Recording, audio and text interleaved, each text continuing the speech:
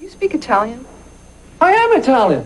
Sono italiano in spirito. Ma ho sposato una donna che preferisce lavorare nel giardino a far l'amore appassionato un spaglio grande. But it's such an ugly language. Public television viewers should be grateful for A Fish Called Wanda, since the film brought John Cleese out of hiding. He's the creator and star, and he managed to talk his old friend from Monty Python days, Michael Palin, to participate. I talked with John and Michael, with their co-star, Jamie Lee Curtis, by satellite, and started by asking her what it's like to be around such funny men. You're married to one, after all. I'm married to one. Well, actually, I think what's interesting is that people have a big misconception about comic actors and think that they actually are as crazy. Yeah. It's the same misconception that sexy, sort of like leading men are sexy and sort of like fabulous all the time. In fact, they're usually like boring and you know, like gun magazines and stuff. Whereas comic actors, people think are, you know, crazy, wild, and, you know, look how boring these two guys are. And I'm married to a boring man. So basically, I think that sort of adage doesn't hold true. Since we have an American and two British comedians there, let's talk about that. How does humor translate? Does it make it across that ocean? Do you still have to look out for humor that won't make it across the ocean, John?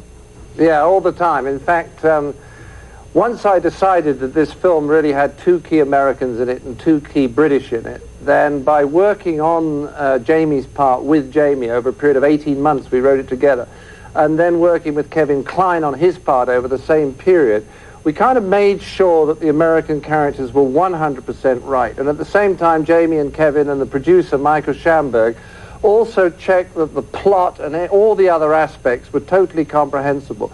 But it had to be done very, very consciously, because although our cultures look similar, it's just amazing how different they are in different ways. And I've had experiences on other movies where scenes that have played so well in England just don't play in America at all. The result is, as a result of really this care, that American audiences don't even perceive this as a British film, do they? I mean, it's shot in London, but it's not a British film. No, because if they thought it was a British film, they'd think it was boring. So actually, because they think it's an American film, they think it's hilarious. I don't know. Our audience in public television has gotten used to British humor. I mean, British humor is so much a part of our programming. For example, the jokes about the London Underground and what have you. It's some marvelous stuff that you've left in there.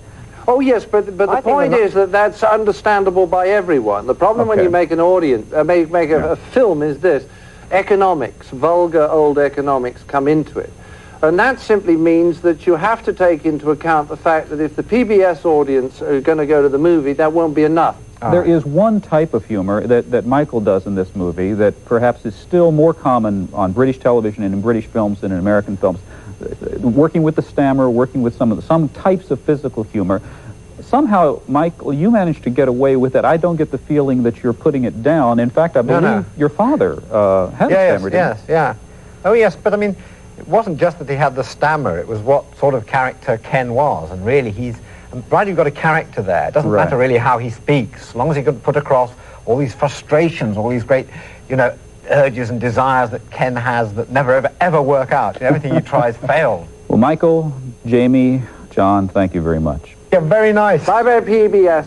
Very good taste, discriminating, good, interesting, well-educated. Oh, what a nice man. Just like all Americans.